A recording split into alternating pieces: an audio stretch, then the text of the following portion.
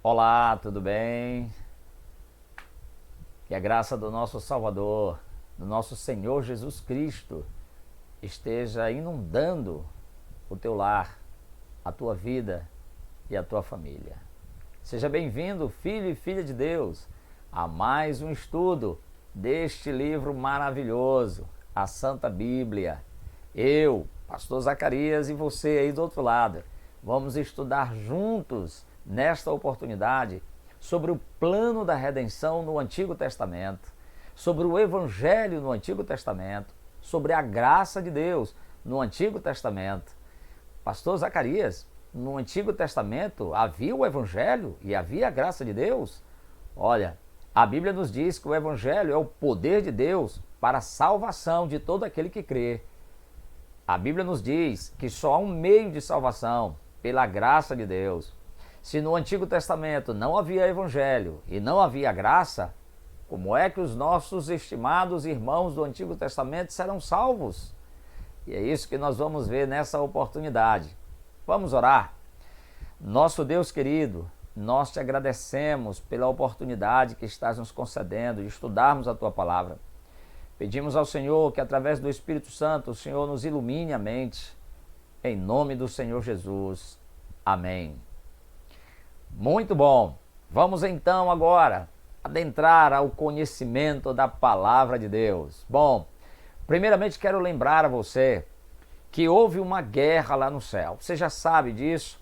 O inimigo de Deus, Satanás, criou uma confusão lá no céu, conseguiu adeptos, anjos que se revoltaram contra Deus também, e no final dessa história ele perdeu e foi expulso de lá. Bom, Deus então tornou o planeta Terra um planeta habitável e criou nossos primeiros pais, Adão e Eva. Deu a eles uma ordem de que não comessem de determinado fruto. Nada de errado com o fruto. Não havia espinhos, nem venenos. Mesmo porque a Bíblia nos diz que tudo que Deus fez era muito bom. Mas era uma ordem, era um teste para Adão e Eva. Satanás então vem até o jardim, ele entra no corpo de uma serpente, engana a nossa primeira mãe, Eva, esta come do fruto proibido, leva para o seu esposo Adão, que também come. E aí? Deus chega até o jardim do Éden para ter um diálogo com Adão e Eva. Chama-os, mas eles estavam escondidos. O que eles haviam feito? Eles pegaram folhas e cobriram a sua nudez. Você percebe que a primeira atitude do homem foi tentar resolver o problema do pecado? Mas Deus chega ao jardim do Éden e mostra a Adão e Eva que as atitudes deles não resolveriam o problema. Deus deixou claro que o ser humano não pode resolver o problema do pecado. O ser humano não consegue resolver o maior problema que nós temos, pecado. Então o que foi que Deus fez? Bom, veja comigo então. Lá no Jardim do Éden, a Bíblia diz, no capítulo 3, no versículo 21 do livro do Gênesis, que Deus tomou a pele de um animal, evidentemente, e vestiu Adão e Eva. Deus então confeccionou uma roupa para Adão e Eva, feita de peles. Mas pele de que mesmo? De um animal. Mas qual animal morreu no Jardim do Éden? A Bíblia nos responde. Veja, Apocalipse capítulo 13, versículo 8 nos diz: E adorá-la-ão todos os que habitam sobre a terra, aqueles cujos nomes não foram escritos no livro da vida do Cordeiro, que foi morto desde a fundação do mundo. Percebeu? A Bíblia nos diz que lá no Jardim do Éden, Deus confeccionou roupa para Adão e Eva feita de pele. E o Apocalipse, o último livro da Bíblia, nos diz que um animal que morreu desde a fundação do mundo foi um cordeiro. Portanto, lá no Jardim do Éden, Adão teve que matar um cordeiro. E aqui eu lhe chamo a atenção para um detalhe. Foi a primeira morte. Foi o primeiro sangue derramado.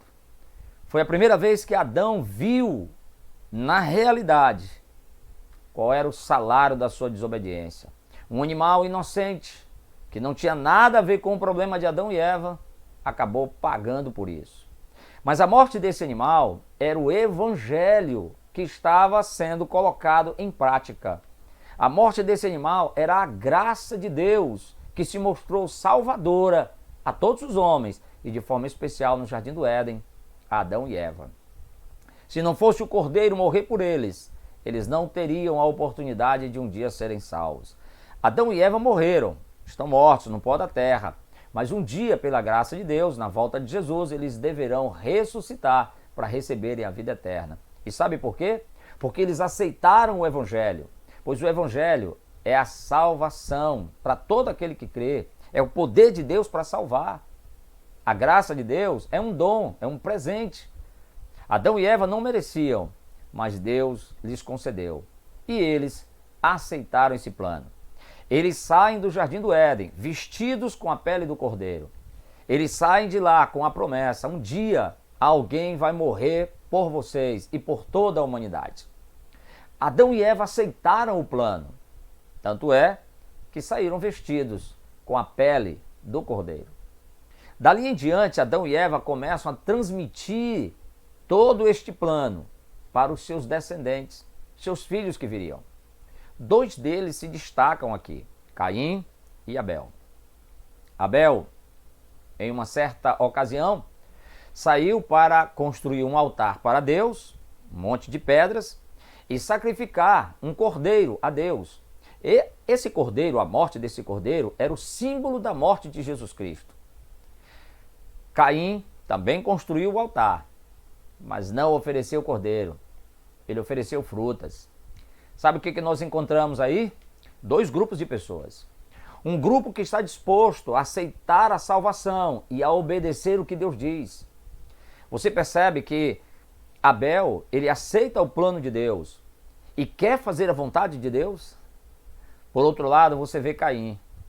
Caim também quer, Caim também constrói um altar, Caim também leva uma oferta a Deus, mas a oferta de Caim não era a oferta que Deus havia pedido. A oferta de Caim eram frutas e não cordeiro. O cordeiro era o símbolo de Cristo. Abel aceita o plano da salvação. Abel aceita a graça salvadora. Abel aceita o evangelho que estava simbolizado no animal que morria. Caim não aceita. Caim quer ser salvo pelos seus próprios méritos. Caim quer ser salvo, mas não seguindo o que Deus diz na sua palavra. Caim quer ser salvo do seu próprio jeito. E aí nós encontramos o surgimento de duas classes de pessoas que até hoje estão por aí. Bom, a história continua e mais tarde você vai ver que logo depois do dilúvio, a primeira atitude de Noé quando sai da arca é levantar um altar e oferecer animais limpos em sacrifício a Deus. Depois você vê Abraão também erguendo um altar e oferecendo sacrifícios a Deus. Uma certa ocasião, Abraão ia oferecer o próprio filho a pedido de Deus, mas Deus depois mostrou a Abraão que no lugar do seu filho morreria um substituto. Ou seja, o evangelho está sendo pregado, a graça está sendo mostrada, e as pessoas entenderam que ali estava prefigurado que um dia alguém iria assumir o lugar do pecador e morrer por eles. Mais tarde, então, Deus chama um homem no Monte Sinai, Moisés. Todo o povo estava ali abaixo, e lá no Monte Sinai, em meio a trovões, em meio a relâmpagos, sons de trombetas, raios por todos os lados, o monte tremia e fumegava. Deus, o Todo-Poderoso, desceu sobre aquele monte cercado por miríades de anjos. E na sua frente, Moisés. E agora, Deus então diz a Moisés: Moisés, vocês me farão um santuário. Agora, dentro deste santuário, iria então se executar todo o processo do evangelho. Toda a graça de Deus estaria sendo processada dentro do santuário, através do sacrifício dos animais. Olha que coisa linda, hein? Que coisa fantástica nós vamos aprender hoje. Uma coisa interessante, quando Moisés desce do Monte Sinai, ele traz duas leis.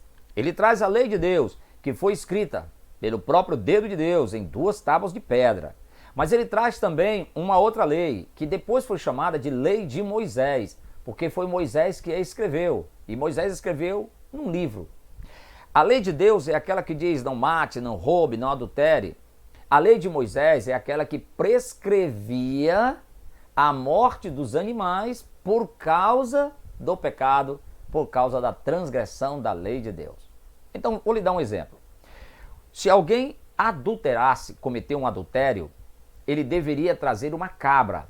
E é verdade, está lá na Bíblia. Ele deveria trazer uma cabra e essa cabra deveria morrer no lugar do adúltero ou da adúltera. Veja um detalhe que é muito interessante. A lei de Deus diz não cometa adultério. Mas a lei de Moisés prescrevia o animal que morreria no lugar do pecador que transgrediu a lei de Deus. Então eram duas leis. Muito interessante isso.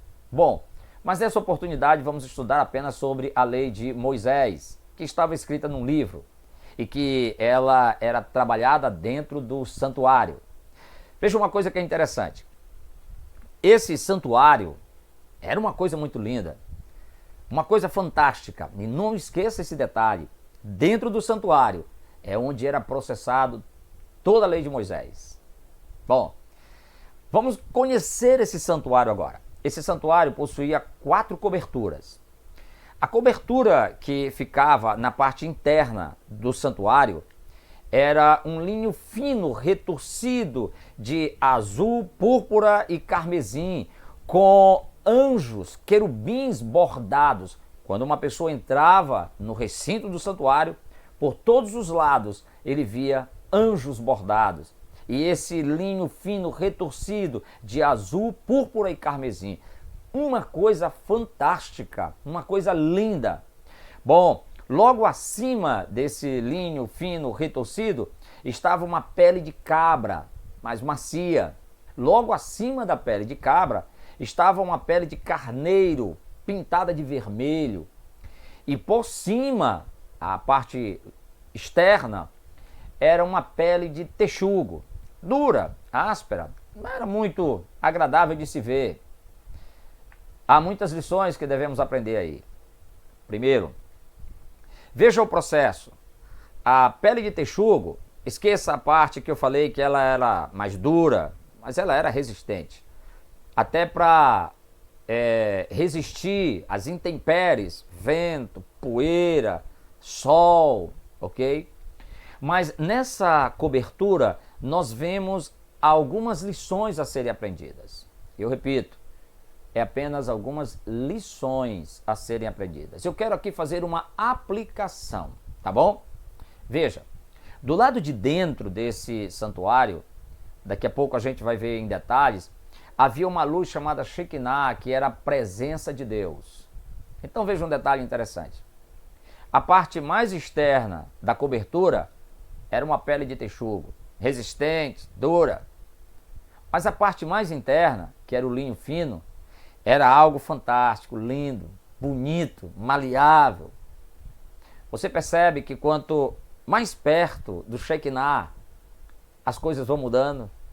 Você percebe que quanto mais perto de Deus, as coisas vão sendo transformadas.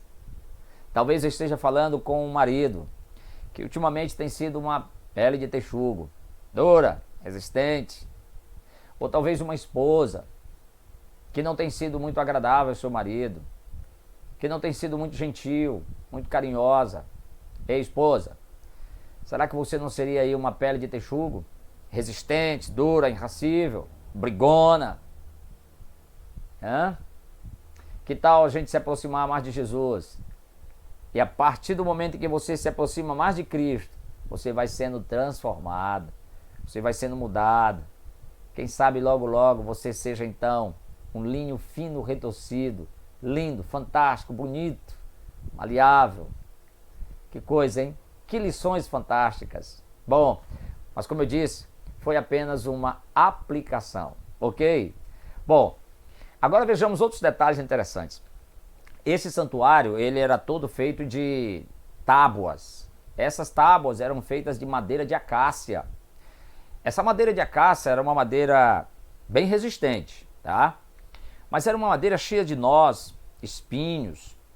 Eles tinham que trabalhar nessa madeira e prepará-la toda. E depois de toda ela preparada, ela era revestida de ouro. É isso mesmo, revestida de ouro. deixa eu lhe falar uma coisa, mais uma lição, mais uma aplicação, tá bom? Veja, essa madeira de acácia, a princípio, ela é cheia de nós, ela é cheia de espinhos, mas depois de trabalhada, ela seria coberta de ouro. Você sabe o que significa o ouro na Bíblia Sagrada? A justiça de Jesus Cristo. Você percebe que tudo nesse santuário tem a presença de Jesus? Percebeu? Olha que coisa linda, que coisa fantástica, hein? Bom, deixa eu fazer mais uma aplicação. Será que você não é uma pessoa também cheia de nós, cheia de espinhos, e que Deus ainda quer trabalhar na tua vida para burilar você, trabalhar contigo e depois te revestir de ouro, ou seja, da justiça de Jesus, para que você possa herdar a vida eterna? Olha que lição bonita, hein? Que coisa, hein? Só um detalhe que eu queria ainda acrescentar. Não há uma pessoa no mundo que Deus não possa transformar, que Deus não possa mudar. Todos nós podemos. Basta querermos. Basta abrir o coração e o Espírito Santo fará o trabalho. Ele vai te burilar, vai tirar todos os teus nós, vai tirar todos os teus espinhos.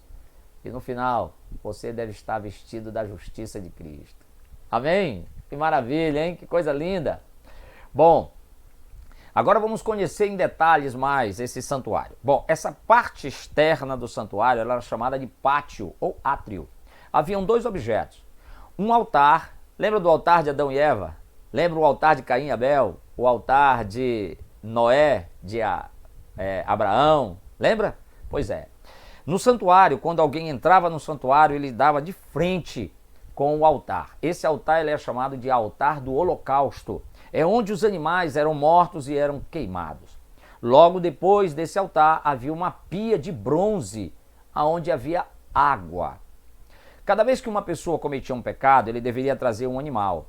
Depois ele se punha ali, colocava as suas mãos sobre a cabeça do animal, confessava o seu pecado no animal. E depois ele deveria matar o animal. Depois que ele matava esse animal, o sangue dele era parado numa bacia e dependendo do tipo de sacrifício, esse sangue seria trabalhado. Mas observe um detalhe, nesse altar existem 4 pontas. Sangue de animais eram colocados nessas pontas. E depois, dependendo do sacrifício, então, esse sangue vai lá para aquela tenda que você está observando aí na imagem. Vamos conhecer mais um pouquinho? Um detalhe ainda. Esses homens que trabalham ali no pátio eram chamados de sacerdotes. Eram eles que iriam trabalhar com os animais depois de morto. Bom, um detalhe interessante é que na parte interna dessa tenda, ela estava dividida em 2 partes. O primeiro compartimento era chamado de lugar santo e o segundo de lugar santíssimo, ou santo dos santos. No lugar santo haviam 3 objetos. Uma mesa com 12 pães, o pão simboliza Jesus, o pão simboliza a palavra de Deus, nem só de pão viverá o homem, mas de toda a palavra que sai da boca de Deus. Havia também o número 12, que simbolizava as 12 tribos de Israel e também os 12 apóstolos. E ali nesse primeiro compartimento, no lugar santo, havia também um castiçal com 7 lâmpadas. Essas lâmpadas, elas eram alimentadas com azeite, ok? E mais à frente havia então um outro altar, chamado altar do incenso. Esse altar também tinha 4 pontas e também sangue era colocado nas pontas desse altar do incenso. Esse incenso era uma fumaça muito cheirosa. Era uma mistura de um material que eles jogavam em cima de umas brasas e então enchia todo o ambiente com uma fumaça muito aromática. Essa fumaça representava as orações do povo de Deus. Olha que coisa fantástica, hein? Bom, mais à frente, cada compartimento desse era separado por uma cortina, ok? O lugar santo, para o lugar santíssimo, havia uma cortina completamente fechada. E dentro desse outro compartimento, o Santo dos Santos, só havia um objeto. Uma caixa feita de madeira de acácia, toda forrada de ouro, com uma tampa de ouro maciço com 2 anjos de ouro em cima. Essa caixa era chamada de Arca da Aliança. Dentro dessa caixa, dentro da Arca da Aliança, haviam 3 objetos. Um vaso com um pouco do maná, o maná que o povo de Deus comeu no deserto. A vara de Arão, que havia florescido, e também os 10 mandamentos escritos com o dedo de Deus em 2 tábuas de pedra. Bom, e olha que coisa interessante, hein? Em cima dessa tampa, no meio dos 2 querubins feitos de ouro, havia uma luz chamada Shekinah. Essa luz representava a presença de Deus. Oh, que coisa linda, hein? Que coisa fantástica! Vamos conhecer mais sobre esse santuário. Agora vejamos, haviam 2 tipos de homens que trabalhavam dentro desse santuário. E eles eram diferentes um do outro. Veja, o primeiro é o sacerdote. É esse que está todo vestido de branco com uma cinta amarrada à cintura. Eram vários sacerdotes, eles trabalhavam por turnos. E havia um chamado sumo sacerdote, esse era sozinho. Os sacerdotes trabalhavam diariamente no pátio com os animais que morriam. O sumo sacerdote, ele só trabalhava uma vez por ano. Esse era o único que entrava lá no Santo dos Santos, aonde ficava a Arca da Aliança, lembra? Aquela caixa com uma tampa de ouro, 2 anjos e o Shekinah. O sumo sacerdote era o único que poderia entrar ali, ok? E ele só ia entrar em uma oportunidade. Bom, todas essas cerimônias da lei de Moisés, elas eram profecias que mostravam o plano da redenção. Tudo isso era o evangelho em símbolos. Tudo isso era a graça de Deus simbolizada pelo sangue dos animais. Olha que coisa interessante, hein? Eu queria mostrar para você agora, ainda, dentro de todo esse sistema, a posição das tribos. Veja que coisa interessante, hein? O santuário ficava no meio, do jeito que Deus havia dito. Logo à frente, quando eles se acampavam, havia a tribo de Judá, a tribo de Issacar e a tribo de Zebulon. Do lado direito, nós tínhamos a tribo de Ruben, Simeão e depois de Gade. Na retaguarda ficava a tribo de Efraim, depois a de Manassés e depois a tribo de Benjamim. Do lado esquerdo ficavam então as tribos de Dan, a tribo de Azer e a tribo de Naftali. Agora preste atenção, se você estivesse vendo numa vista aérea, lá de cima, olhando para baixo e vendo a distribuição das tribos e o santuário no meio, o que é que você iria ver? Olha que coisa interessante, hein? Você veria uma cruz. A posição das tribos, quando elas paravam acampadas, formavam uma cruz. Olha que coisa fantástica, hein? Ei, Jesus poderoso, hein? Ei, Jesus de Nazaré maravilhoso. Até a posição das tribos, com o santuário no meio, apontava para a eterna redenção em Cristo Jesus. Ei, dá para subir o cabelo do braço, não dá não? Coisa bonita, hein? Bom, e os animais, pastor Zacarias, quais eram os animais que morriam nesse santuário? Bom, havia algumas aves, como pombas, como rolas, mas também havia cordeiros, cordeira, novilha que nunca havia trabalhado, novilho, novilha ruiva, boi, carneiro, bodes, alguns animais. Bom, havia 2 tipos de sacrifícios que eu quero te chamar a atenção aqui. Eram 2 tipos de holocaustos. Um holocausto, ele era feito pela manhã, logo cedo. O sacerdote, ele pegava o animal, um cordeiro, matava esse cordeiro, ele fazia tudo sozinho.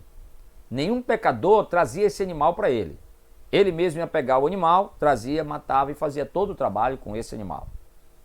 De manhã cedo, era o primeiro sacrifício do dia, logo cedinho. O outro sacrifício era feito no final do dia, um outro cordeiro. Detalhe, o primeiro cordeiro que morria, ele deveria ficar queimando o dia inteiro em fogo lento, até o pôr do sol, até no final da tarde.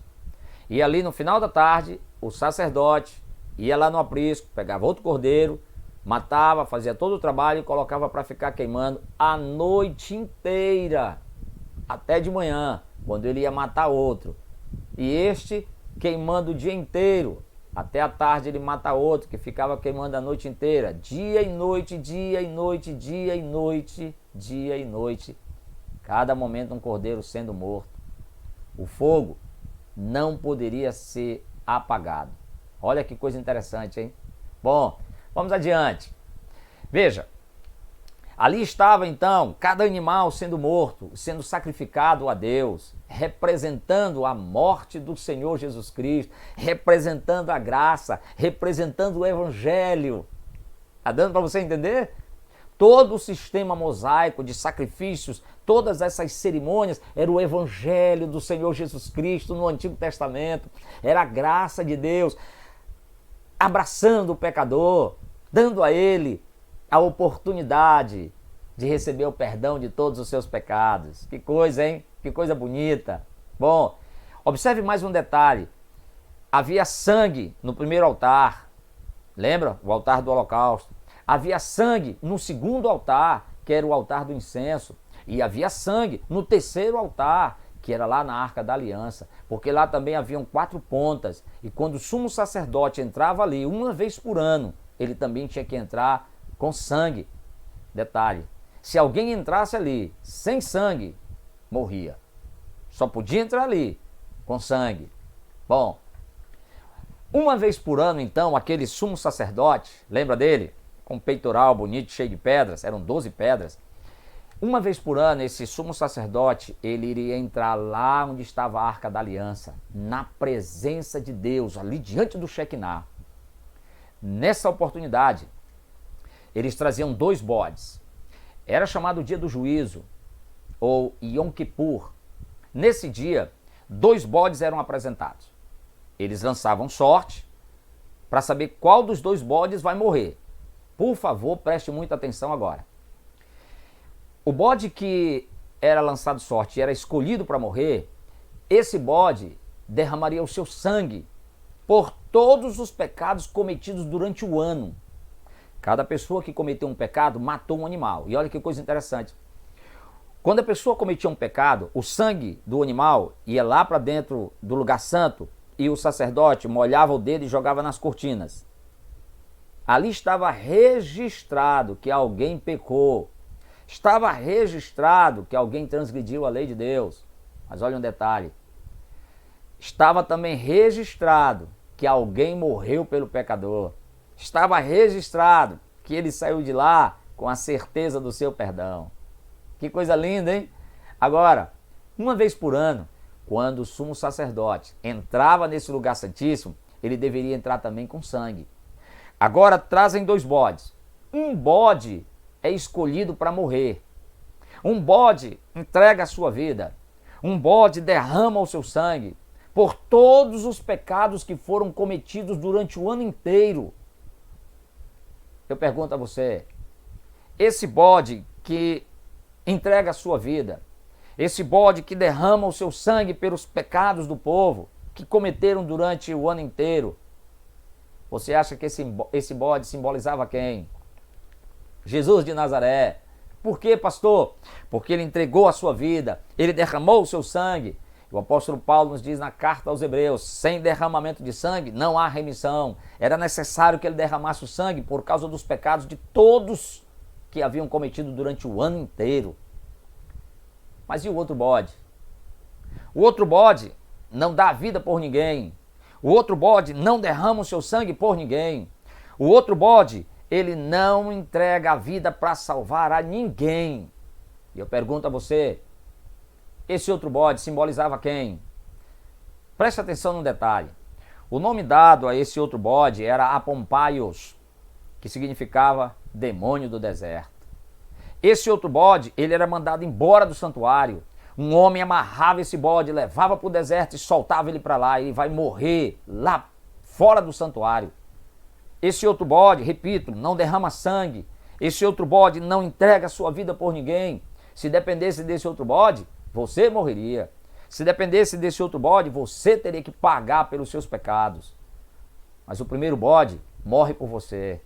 O primeiro bode derrama o sangue por você. Portanto, o primeiro bode simboliza Jesus, que morreu por ti, deu a vida por você, derramou o seu sangue por ti. Mas esse outro bode, ele não quer que você seja salvo.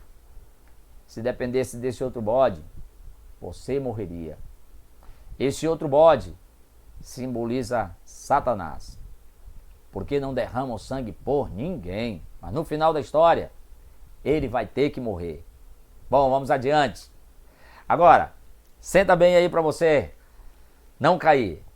Preste atenção na lição maravilhosa que você vai aprender agora. Lembra que haviam 3 partes do santuário? Era o pátio, o lugar santo e o lugar santíssimo, certo? Muito bom. Quando alguém entrava no pátio, ele passa por uma porta, ok? Nesse pátio, os pecadores poderiam entrar até ali, mas o pecador não poderia entrar no lugar santo, muito menos no lugar santíssimo. Quem entrava no lugar santo e no lugar santíssimo eram os representantes do povo. Olha que coisa fantástica, hein? Os representantes do povo. O pecador vai até o pátio, mata o animal. O sacerdote agora pega o sangue desse animal e, representando o pecador, ele entra no lugar santo. E uma vez por ano, representando o pecador, o sumo sacerdote vai entrar no lugar santíssimo. Percebe? O pecador passa por uma porta. E olha que coisa interessante. Haviam 3 portas. Uma que dava acesso ao pátio, uma que dava acesso ao lugar santo e a outra que dá acesso ao lugar santíssimo. E você sabe como era o nome dessas portas? Que nome se dava a essas portas? Vamos a elas. Bom, olha que coisa interessante. A primeira porta ela era conhecida como caminho. E alguém uma vez disse assim, João 14,6, eu sou o caminho. Nesse pátio é onde as pessoas eram justificadas dos seus pecados. A Bíblia nos diz em Romanos 5, verso 1, justificados, pois mediante a fé. Então, no pátio, a pessoa que queria ser justificada, primeiro, ela ia até o altar do holocausto, aonde o cordeiro morria por ela. Então, ela aceita a morte do cordeiro. Depois, ela vai até a pia com água, e ela tem que passar pelo batismo. Oh, que coisa linda! Olha o evangelho aí, olha a graça de Deus aí em símbolos. O altar do holocausto representa o altar onde Jesus morre, o monte do Calvário. Lembra? O cordeiro era morto no lugar alto. Lembra? O altar de pedras. Aquele altar representava o monte do Calvário, onde o cordeiro de Deus seria morto por mim, por você e por nossa família. Amém! Mas um detalhe interessante. Quem entrava no santuário, de frente encontrava o altar do holocausto. Ele precisa aceitar a morte do cordeiro. Ele precisa aceitar o sangue do cordeiro sendo derramado por ele. Pastor, e depois que eu aceito a morte de Jesus, depois que eu aceito o sangue de Jesus derramado por mim, você tem que ir para a pia com água. E o que é essa pia com água, pastor? É o batismo. Oh, que coisa linda! Percebeu? Aceito a Jesus como Salvador? Agora eu quero ser batizado, eu aceito ser batizado. Por quê? Porque eu aceitei a Jesus e aí eu sou justificado do pecado. Portanto, quem aceita Jesus como Salvador e quem é batizado, está justificado do pecado. Amém! Que coisa maravilhosa! Bom, mas e aí, pastor, terminou o processo? Não, não terminou. Por que não? Porque vem um segundo processo agora. A segunda porta, que agora entra só o sacerdote, era chamada de verdade. Mas alguém disse isso, não disse? Você lembra que alguém disse assim, eu sou o caminho e eu sou a verdade? Nesse segundo compartimento, era o processo que nós conhecemos como santificação. Depois de você ser justificado, você precisa ser santificado. O apóstolo Paulo, na carta aos Hebreus, capítulo 14, verso 12, ele diz, sem santificação, ninguém verá o Senhor. Nesse lugar santo é onde nós temos o altar do incenso, lembra? A fumaça que representa as orações, o castiçal com 7 lâmpadas, a iluminação do Espírito Santo, Jesus, a luz do mundo, o azeite simboliza o Espírito Santo e os 12 pães, o pão representando Jesus e também a palavra de Deus. Então, quando você entra para a santificação, você tem que orar cada vez mais, buscar mais a Deus através da oração.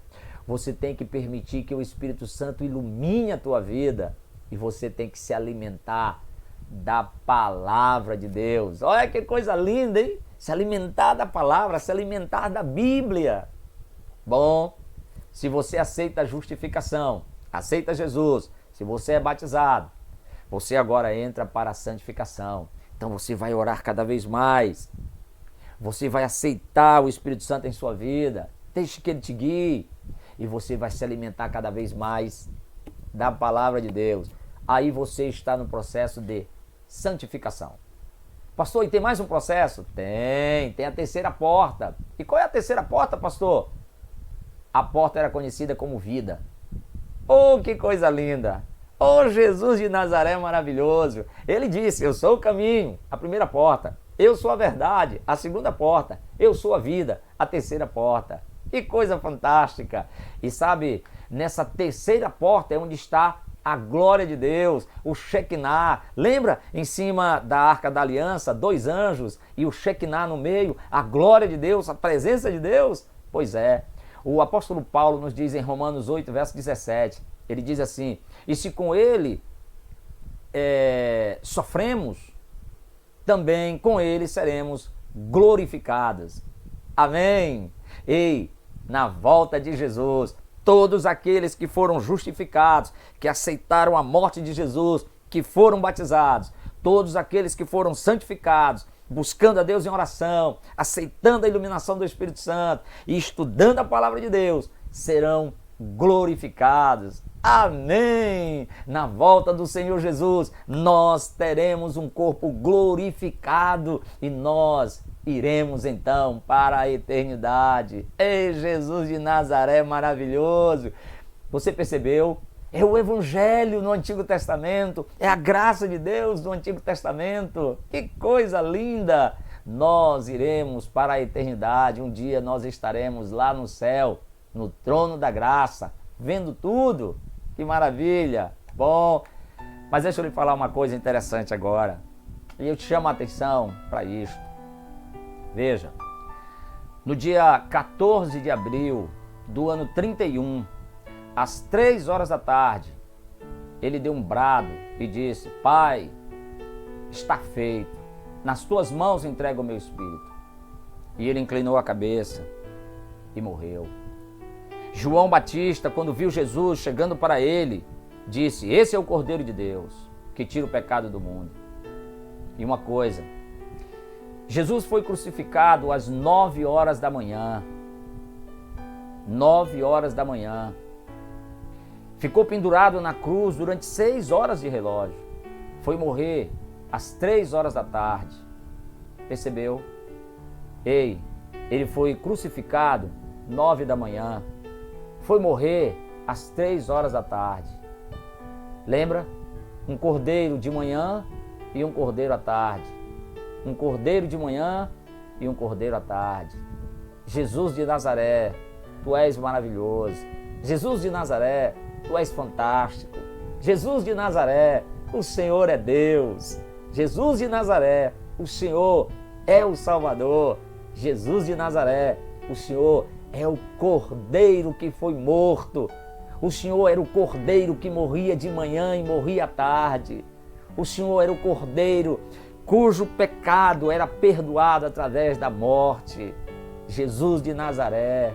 Ei, quando Jesus morre, a Bíblia nos diz, em Mateus capítulo 27, versículos 50 e 51, que quando Jesus Cristo dá o brado e morre, o véu do santuário é rasgado. Sabe o que significa isso?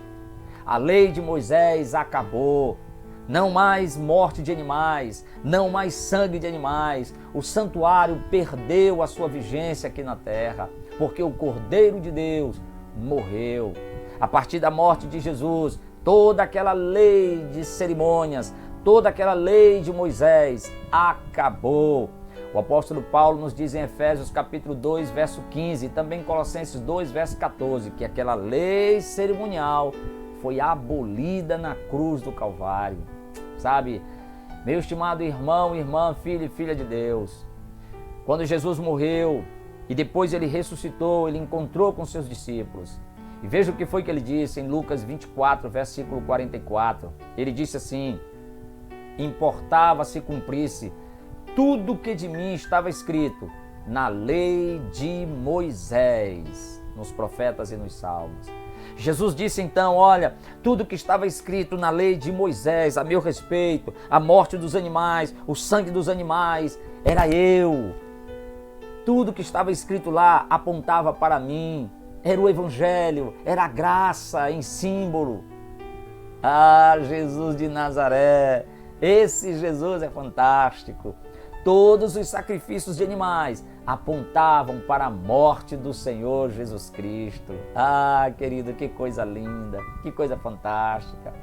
Tudo estava dizendo, Ele morreria por você. Desde o começo, desde Adão e Eva, estava dito, Ele morrerá pela raça humana. Todos os sacrifícios do Antigo Testamento diziam, Jesus morrerá por vocês. Você entendeu?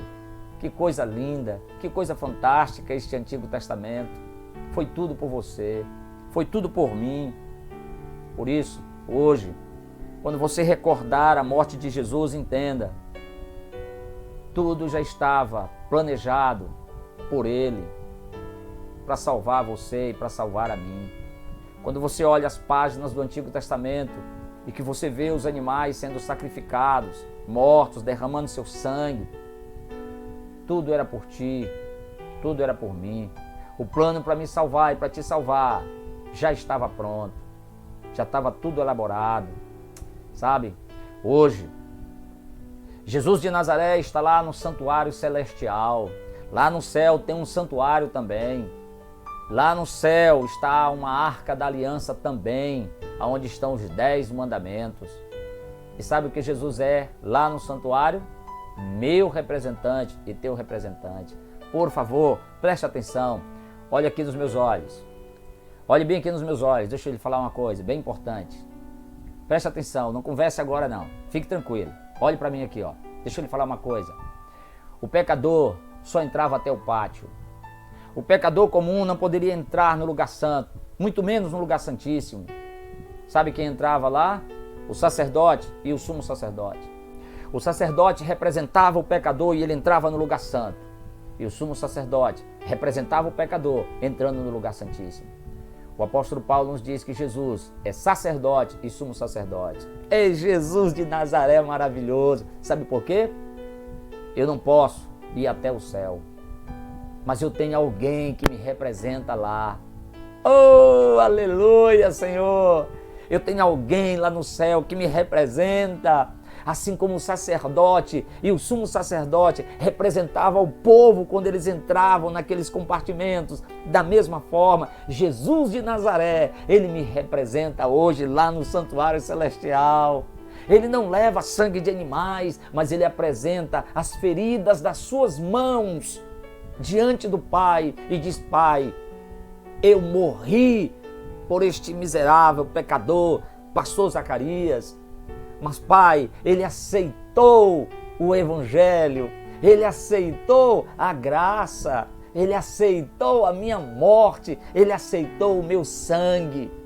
Ele apresenta as suas mãos e diz: Pai, vamos aceitá-lo como um eleito para a corte celestial. Ei, eu não posso ir até o céu, sou um pecador miserável, mas eu tenho alguém lá em cima que me representa. Eu tenho um sacerdote, eu tenho um sumo sacerdote, e é uma pessoa só, Jesus de Nazaré.